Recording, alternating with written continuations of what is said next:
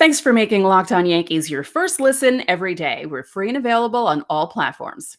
Amazing selection, reliably low prices, all the parts your car will ever need. Visit rockauto.com and tell them Locked On sent you. On today's show, there's Yankees news. Sort of. Not officially, but we have some things to discuss, and I'll discuss them. We're talking about Aaron Boone's future with the team. We'll talk about the team as a whole. I have a quote from Sabathia about the Yankees losing to the Red Sox in the wild card, and I'll have to edit it because if you know Cece, he likes salty language, and I am not allowed to say the things that he says. And Clint Frazier sent out a cryptic tweet about his health. I don't know. We'll see.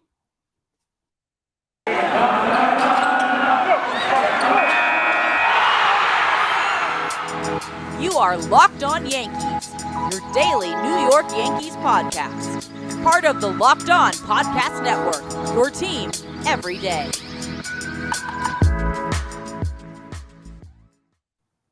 Hello, everyone. It's Stacey of Locked On Yankees. It is October 12th, and the Red Sox are in the ALCS. Every Yankee fan's dream. Red Sox are in the ALCS. The Astros are leading their game against the White Sox right now, and if they win, they're in the ALCS. I mean, what? Anyway, could it get any worse? Yes, it could. One of those two teams could win the World Series. That would make 2021. Yeah, that would put an exclamation point on the year for Yankee fans. Before we get into everything, you can watch this podcast on YouTube. You can listen in Apple, Odyssey, Spotify, Stitcher, Google, all the platforms available for where you listen to podcasts. You can tell your smart device to play podcast Locked On Yankees. So, yeah. Let's get into the Yankee stuff first, and then I'll complain about the playoffs. Not that I've been really watching. I'll say this. I've been watching the National League more than the American League because I don't like the Red Sox or the Rays. Why would I want to watch that series? And I don't like the Astros, so why would I watch that series? So yeah, I'm all about the NL right now. And the NL is giving everyone better matchups, I guess. I don't know. Anyway, Yankee stuff. Let's get into it. Buster Olney came out this morning and wrote an article about the Steinbrenners wanting to keep Aaron Boone, much to the chagrin of lots of Yankee fans. But I will say this. Buster Olney follows me on Twitter. I believe he follows me because other people from ESPN follow me, and I think he realizes that we were co-stars in 9 Innings from Ground Zero on HBO a long time ago, 17 years ago. So I think that's why he follows me. But what I find really funny is the second full paragraph of the article says, during a season generally viewed as a disappointment, Steinbrenner cited underachieving player performance as the primary reason for the team's struggles. There also has been heavy social media criticism of Boone from some Yankee fans. If you follow me on Twitter, you know that I'm constantly criticizing Aaron Boone. And yes, players underperformed, but you can probably count on two hands how many decisions that Aaron Boone has made in game and before the game have had bad results for the Yankees. So it's not just the players, it's the manager. It's the choice of manager. Aaron Boone is a nice guy. He's funny. He seems like a low-key guy, but I feel like the Yankees players would do better with a hard ass as their manager. They were a little too complacent. They were a little too, things aren't working, things will turn around. I know it's a 162 game season, but things didn't turn around enough for the Yankees in 2021. And that complacency, I felt it during the wild card game. I mean, obviously, Boone was smart to take Aaron Boone. What? Boone was smart to take Garrett Cole. Garrett Cole is the one that didn't last 3 innings in that game. Remember that last week? That was a week ago. It was only a week ago. It feels like it was 3 months ago. I feel like the batters were not showing urgency. Giancarlo Stanton was. He was trying to hit the crap out of the ball. Other guys, I don't know. It felt like a ho-hum. It didn't happen. We lost. We couldn't hit Nathan Eovaldi. He adjusted to us. What are we going to do? Really? No. Mm-mm. No. That's not it for me. And I feel like Aaron Boone feeds into that. Like, it's great to have a manager that your players like, but I feel like there needs to be a balance between your players liking the manager, but then also the manager knowing what he's doing and doing the right thing. And I won't say that Aaron Boone is a complete puppet for the front office, but I will cite this until the day I die. Game 2 of the division series last year against the Rays, when the Yankees tried to play like the Rays, and it backfired terribly, and they lost the series in 5. If they had gone with their normal plan, pitching Masahiro Tanaka, in Game 2, that series could have been completely different. But here we are. It's 2021. It's October 12th. The Yankees are out of the playoffs, although so are the Rays. And after 2017, after that promise of a team going up, they lose in the division series in 2018 to a team that was cheating. And I'll say that until the day I die. They lost the ALCS in 2017 to a team that was cheating. 2019, we don't know if Houston was cheating. I wouldn't put it past them. But they made it to the ALCS. That was promising. And then 2020, division series loss. And 2021, a flat wild card game against their biggest rival, where they were just embarrassed. Like, what? I don't get it. I don't understand why they want to bring Aaron Boone back. His contract is up. You know, some people were bringing up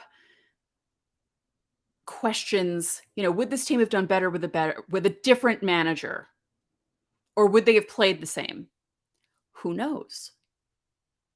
But I feel like someone else would have been a little tougher with them. Again, there was too much complacency, too much of them accepting certain things. I've gone off on Aaron Judge with his videos of, oh, we won a series when they've blown like the final game of a series. How many times did that happen this season because of Aaron Boone putting out a C lineup when they could sweep a series? Yankees won 92 games. They could have won 100. Just saying. And yes, Aaron Boone had something to do with that. Yes, the players had something to do with it, but Aaron Boone also had something to do with it. And I feel like the Yankees keeping him around and then they're not going to do anything. What are they going to do this offseason? They're going to make minimal changes, keep everything the same. We'll get into that in segment 2 because I have not a theory, but I have a thought about ownership that drives me crazy about them. But first, this episode is brought to you by Rock Auto. With the ever-increasing numbers of makes and models, it's now impossible for your local chain auto parts store to stock all the parts you need. Why endure often pointless or seemingly intimidating questioning while you're waiting for the person behind the counter as they order the parts on their computer, but choosing only the brand that their warehouse happens to carry?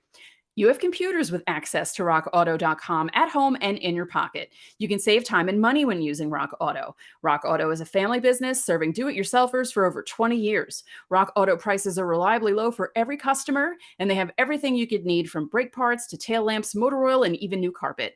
Go explore their easy-to-use website today to find the solution to your auto parts needs. Go to rockauto.com right now and see all the parts available for your car or truck. Write Locked On in their How Did You Hear About Us box so they know we sent you. Amazing selection, reliably low prices, all the parts your car will ever need. rockauto.com. So this is my theory. It's not really a theory. Hal Steinbrenner can say all he wants. The Yankees are about winning. We want to win. We're disappointed. We don't like how we ended up this year, blah, blah, blah. He's lying through his teeth. He doesn't care. If he cared, Aaron Boone would be gone. He wouldn't just be blaming the players. If he watched this season, he would know that Aaron Boone had something to do with it. It wasn't just the players. And I feel like he keeps coming out and saying, we want to win, we want to do this, we want to do that, but I don't see any evidence of it. Yes, he got Garrett Cole. Big whoop. What else are you going to do? It's always about the luxury tax. Got to get under the luxury tax. Then again, I kind of don't blame him because you have other teams in Major League Baseball, the Rays, who won't spend anything. And then the Yankees have to pay a penalty if they go too high. So I get that. The Rays, the Pirates, who else doesn't spend money and is owned by billionaires? Yeah, those two are the big main culprits, but total opposites. The Pirates are horrible, and the Rays are consistently making the playoffs with their system. But they were exposed this year by the Red Sox by not having an actual starting rotation. Can't really get far in the playoffs if you don't have a starting rotation. Maybe the Yankees would have found that out too in the division series if they won the wild card game. Um, but then again, you would have had two teams with no starting rotation. You have Garrett Cole.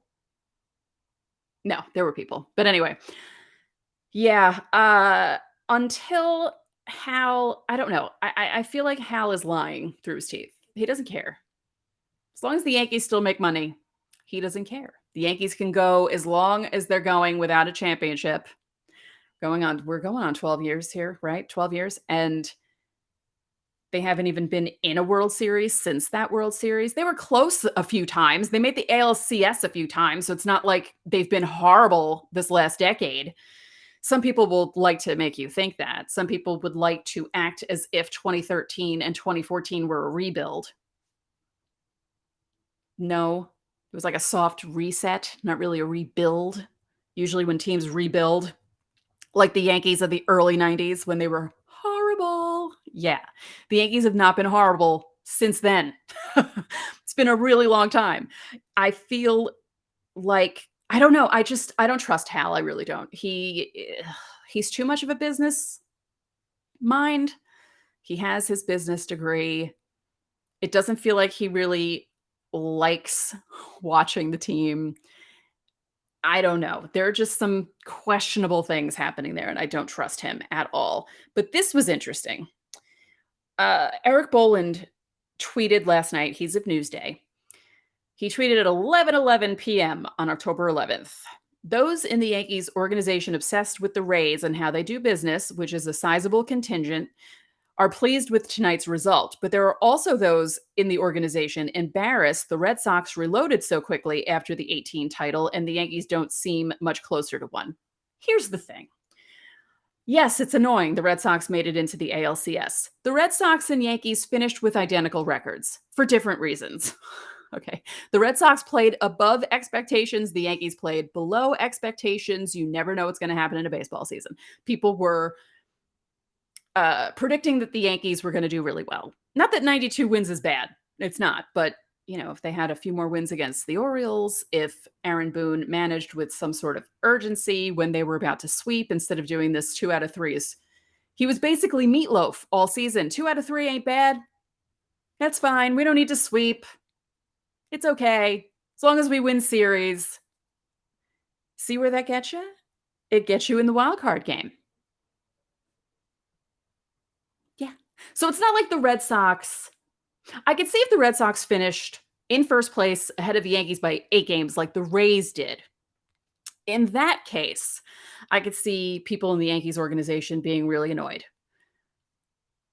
But like I said, I don't like how they're trying to emulate the Rays because they tried to do it during that game last year and it didn't work. It backfired. And the Yankees aren't the Rays. The Yankees are the Yankees. They need to start acting like the Yankees. I don't care about the money. Obviously, it's not my money. But what is stopping them from just going out and buying everyone? Just be the evil empire that everyone says you are. You haven't been that in so long. And yes, they got cold. Big whoop. It's what they should do. Ugh, this drives me crazy. Which also brings me to the other thing that's driving me crazy. Alex Cora. Let's discuss this, okay? Because this is a problem. Yes, the Red Sox performed above expectations. Yes, Alex Cora is back and leading his team to the ALCS. But why? Do people neglect to include the fact that he was gone last season because he was suspended for being part of one of the biggest cheating scandals in baseball history. Can someone explain this to me? Someone explain to me why none of these men who write these articles, and I'm calling you out, men, Jeff Passan, every time these guys tweet about Alex Cora, they always leave that part out. Oh, he's a great manager. He's good with the players. His players love him. They're so excited he's back. What's he back from? What is he back from? It was not a vacation. It wasn't a voluntary vacation. He didn't just decide, hey, I'm going to take a season off. I'm going to go to Jamaica and relax. No, he was thrown out of baseball for a year. Can people bring this up when they talk about him? It's so disingenuous. That's the word. Yay. It drives me nuts. It drives me absolutely nuts. And is anyone else kind of like, oh, hey, yeah, Alex Cora's back and the Red Sox are suddenly playing way better than they're supposed to with players that they shouldn't be playing this well with? Hello? Anyone? Is anyone out there? Is anyone out there? What is happening? Why are we ignoring this? Why is everyone sweeping this under the rug? It's driving me crazy. And I'm not one of these crazy conspiracy theorists. I laugh at those people, by the way. But there's something fishy happening in Boston, okay? Especially with the way some of those games have played out and some of these guys who weren't expected to do well. But, oh, Alex Cora is back. And, oh, these guys are so happy he's back. Please. I don't trust him as far as, as I can throw him. I just glanced and saw the Astros White Sox score, and looks like we're going to have an Astros Red Sox ALCS. Guys, I'm sorry to inform you. It's 5-1. It's only the middle of the fourth inning, but did they score all those runs off Rodon? Let's see. I will tell you right now. Oh, boy. No. Oh, they scored 2 runs off Rodon in 2 2/3, and they scored 3 runs on 3 hits in 2/3 of an inning off Michael Kopech. Oh, Michael Kopech, that's bad. Yeah, it's gonna be a Red Sox Astros ALCS. Anyone else gonna be rooting for the Meteor? Yes, I am going to be rooting for the Meteor. Anyway, thanks for making Locked On Yankees your first listen every day. We're free and available on all platforms. Speaking of cool things, BetOnline is back and better than ever. All eyes are on the gridiron as teams are back for another football season. As always, BetOnline is your number one spot for all the pro and college football action this season. With a new updated site and interface and even more odds, props, and contests, BetOnline continues to be the number one source for everything football. Head to the website or use your mobile device to sign up today to receive your 50% welcome bonus on your first deposit. Don't forget to use our promo code LOCKEDON to receive that bonus. From football, basketball, boxing, right down to your favorite Vegas casino games, don't wait to take advantage of all the amazing offers available for the 2021 season. BetOnline is the fastest and easiest way to bet on all your sports. BetOnline, where the game starts. Now, speaking of BetOnline, here are your odds for who is going to win the World Series. It's not good. Astros 11-4, Giants 3-1, Red Sox 15-4, Dodgers 19-4, Braves 13-2. The White Sox and Brewers are both at 14-1. Although right now the White Sox odds have changed a lot because they're down 5-1 in their game. Yeah, so the playoffs. Let's talk about the playoffs. As I said earlier, I've been watching, I did not watch the Dodgers and Giants last night, and I was surprised that it was so low scoring, but then I heard that there was some crazy wind going on in Los Angeles, and I kind of had a feeling the Giants were going to win because they came out and said, Max Scherzer, there was some sort of stat he hadn't lost a start in the playoffs, or that, the teams that he started for haven't lost, and of course they lost, and it was 1-0. One team got 3 hits, one team got 5 hits. So it wasn't like a very, crazy game, and the pitching shut each other down. I mean, 1 run is really nothing. And then the Red Sox and Rays, actually the Rays made a big comeback, tied the game, but I thought to myself, if they don't pull ahead, they're not winning this game and the Red Sox are going to walk off. And that's what happened because, again, they're in Fenway and sketchy things happen at Fenway. I'll say it right now. That series in July, where the Red Sox kept making those crazy comebacks against the Yankees bullpen. Yes, the Yankees bullpen had questionable moments this season, but there was one inning in particular in which something was amiss. Jonathan Loaisiga against the Red Sox in that one game, where he gave up like 4 hits in a row. Jonathan Loaisiga was lights out. And he was lights out after that. And he never had an inning like that again. Was it because the Red Sox were so good? No. No. Something fishy was happening. All those late inning comebacks and, oh, the comeback kids. Yeah.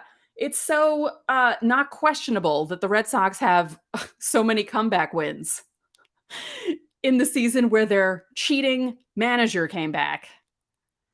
I know people are going to yell at me for this. I really don't care. I don't care. I don't trust him as far as I can throw him. I am so sick of people kissing his rear end. It is just disgusting. It's absolutely disgusting. Speaking of disgusting, or disgusted, CC Sabathia was not happy with his former teammate. Well, I mean, Aaron Judge. Okay, Aaron Judge was there. Yeah, okay. He has some former teammates still left there. It's not just Brett Gardner.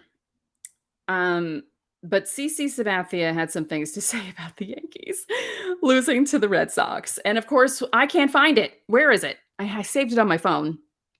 Oh, yes. Okay. See, the problem is I take too many damn pictures on my phone because, if you follow me on Twitter, you know that I have a ton of cats. And yeah, CC was not happy with, here it is, found it.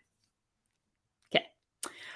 Our core lost to a team in 2018 that is not even the same Red Sox. They went on to win the World Series with Mookie, Jackie, Bradley, Benintendi. They traded all them dudes. We still got the same core. We come back to Boston effing 3 years later and lose to an effing completely different core of players that they raised up in 3 years.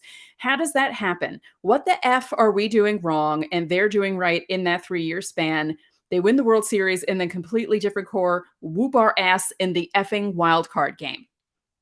I love CC. I'm jealous that he can curse on his podcast and I can't, but yeah. Now, I will say this. There's a difference between losing in a series and losing. The wild card game is a crapshoot. It really is. I mean, anything can happen in a wild card game. Just like anything can really happen in a division series because it's only 5 games. There's really no room for error in a 5-game series. That's why the Yankees had so many issues in the division series when they weren't quite as good as the championship teams, 2002, 2005, 2006, 2007. That's a lot of division series losses, huh? Because when the Yankees made it to the ALCS in 2009 against the Angels, my Met fan coworker thought the Yankees were going to lose to the Angels. And I said, 1, no, they're not. 2, it's a 7-game series. It's a lot different than a 5-game series. The Yankees are winning it in 6. Actually, no, I think I predicted 5. But the series went to 6.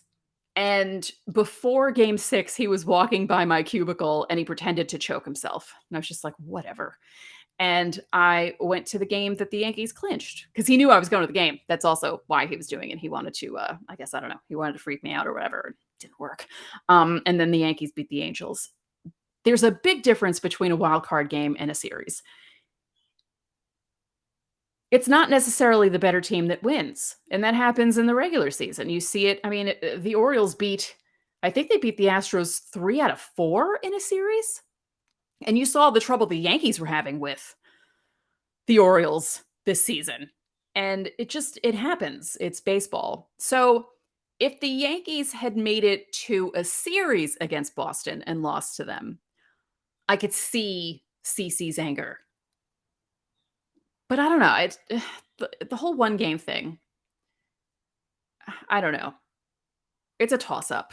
Anything could have happened in that game. And I said that in the preview that we had on Locked On MLB, because the Yankees and Red Sox honestly were pretty closely matched. Like a lot of the problems that the Red Sox had, the Yankees had. And I said that the game could go either way. I was right. It could. I mean, the Yankees could have won 6-2. You never know. But I do understand CeCe's anger with that. And he was at the game. He was at that game on the Saturday before the end of the season when Jordan Montgomery crapped the bed. Yeah. And the Yankees lost 12-2 to the Rays. Yeah, that's how the Yankees greeted CeCe Sabathia. So I could see why CeCe is kind of like, what the hell, man? Like, what are you guys doing? He's probably still pissed about that and then had to sit through the wild card game and be like, dude, what? I mean, I wish CeCe could be a manager, but I know that he's doing things. And I think he said he didn't want to be a manager. Is he the one that said he never wanted to be a manager, or was that A-Rod? I'm trying to think of the, two more recent retired Yankees. I think A-Rod also said that because A-Rod wants to own things. He's going to be running the Minnesota Timberwolves. Yes. He tried to own the Mets with J-Lo. Thank God that didn't happen because him and J-Lo are no longer, and Ben Affleck would be involved with the Mets if they had done that. Oh, that would have been weird. Anyway. So Aaron Boone is probably coming back to the Yankees. Aaron Boone is probably coming back to the Yankees. Yeah. Clint Frazier. That's right. I forgot about poor Clint. This is okay. What a season for him. I feel so bad for him that he just had the worst luck.